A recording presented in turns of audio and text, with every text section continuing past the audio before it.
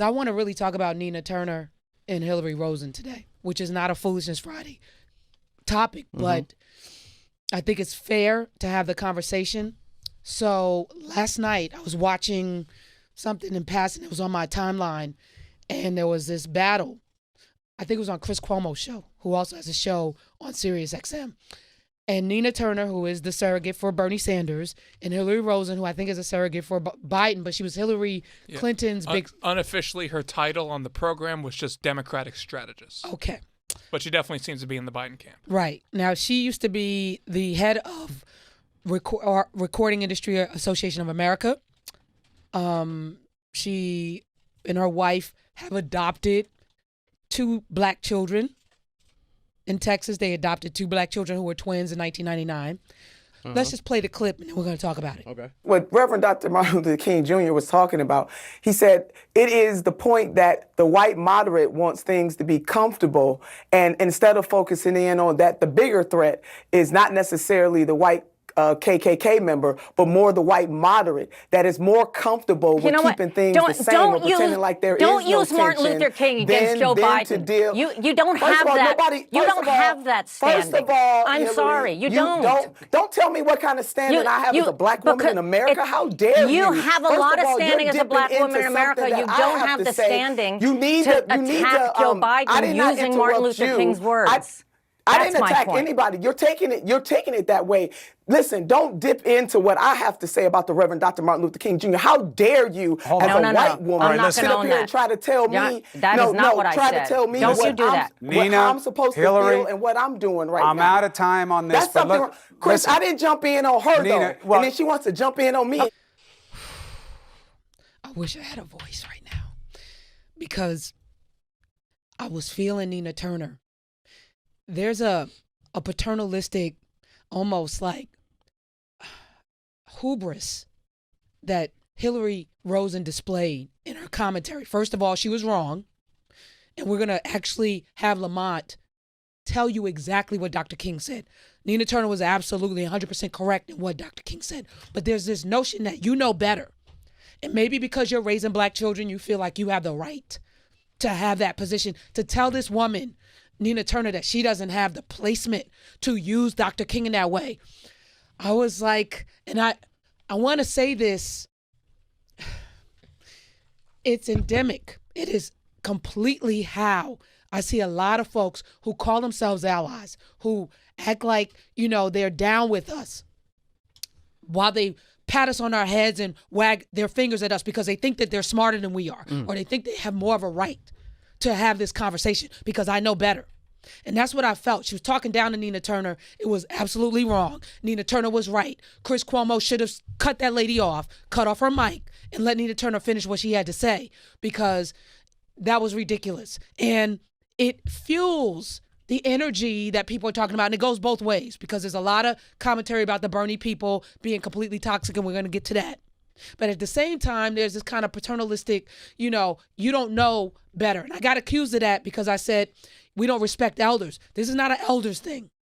This to me is a kind of white privilege thing. Oh, absolutely. And I don't want to even use that term, but it is. It's like, it is. You think you know better. Yeah. When you can take a position like that, then yeah, it is privilege. Now, what she was saying and interrupting Nina Turner was, King said the silence of white moderates. He did not say that. So Lamont, tell us exactly what King said about white moderates. I'm going to take my time here. All right, focus on the words, not the voice. I must confess that over the past few years, I have been gravely disappointed with the white moderate. I have almost reached the regrettable conclusion that the Negro's great stumbling block in this stride towards freedom is not the white citizens' counselor or the Ku Klux Klanner, but the white moderate, who is more devoted to order than justice, who prefers a negative peace, which is the absence of tension, to a positive peace, which is the presence of justice, who constantly says, I agree with you in the goal you seek, but I cannot agree with your methods of direct action, who paternalistically believes he can set the timetable for another man's freedom, who lives by the mythical concept of time, and who constantly advises the Negro to wait for a more convenient season, Shallow understanding from people of good will is more frustrating than the absolute misunderstanding from people of ill will. Lukewarm acceptance is much more bewildering than outright rejection. Keep that same energy. So, well, he didn't say that. Right, I love that. We'll tweet it out so people can read for themselves. But the discussion, and Nina Turner was making a great point, even though there's this notion of establishment versus revolution. We can do both. Right. And I think Chris making the point, we are on the same side, or we should be, was very valiant.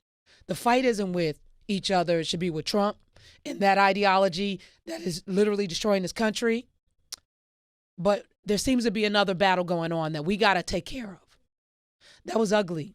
And I'm blaming Hilary Rosen for that, because she didn't have to jump in on a statement. Let the lady finish what she had to say. If you disagree with it, don't lecture her on what King said when you were wrong. I feel like, though, now the climate that we're in, and this is just from my limited understanding of it, I feel like what happened in 2016 was so polarizing to the nation and society and the culture at large that now everyone's fighting for the shot to be the one that saves us and rescues. So now, whereas you have Republican versus Democrat, now you have 30 different types of Democrats versus each other. So, and it's now narrowed down to moderates versus liberal, and you're not right, I'm right, as opposed to teaming up against your opponent, your adversary, your oppressor. But now it's like, no, follow me, no, follow me, no, follow me. If you get the chance to lead, I'm not following you, because I'm still fighting for my right to be followed. You know what I mean? And it just seems like I say we, because I'm focusing on being a member of society, being a citizen. I'm not saying we as in I am a Democrat. I'm just saying Americans will not win this current battle if it continues like that. I mean, it's simple, art of war, like simple, basic divide and conquer. And media has a direct hand in it, because they, like you said, Chris Cuomo let this go on, let this happen. It's sowing the seeds of unnecessary division. Because it's good ratings. It's good ratings, yeah. It's the same thing that led us to where we are. Good ratings and viral moments, and advertisers spending money on salacious journalism, salacious television. Do you think it's going to change? No, I think it's the needle is tipping the other way. I agree. It's tipping the other way, because everything is so hostile right now. So hostile, friction. It's so volatile. It's so divisive. It's hard for it to go back the other way, because what's happening now, like society trains, what's happening currently in society will train the next generation. So if the next generation is dialed in, which they are, and they're watching this, oh, this is how you handle disagreements. Oh, this is how the political process works. Skip all that, what they talking about in civics from 9:50 to 11 a.m. every morning. Skip that. That's irrelevant. What I see on TV in the 24-hour news cycle is how it's done. So as I come up the ranks, like you see the one little young girl going around the country with the assault rifle on her back. The Greta Thunberg. Yeah, I don't know her name. Answer the Republicans put out. Yeah, and then the little guy. She works for InfoWars now. Yeah, and then the little black guy that's with her. Like they think that what they're doing is the correct way to get things done, because that's what they see. So will it go back the other way? It's kind of impossible. As far as it tipping, I don't see it. It has to be a complete retraining. It has to be a complete retrain, and the news media, where most of us, 90% of us, regular citizen Americans who don't read or study, and I'll throw myself in there, get our news and information from media.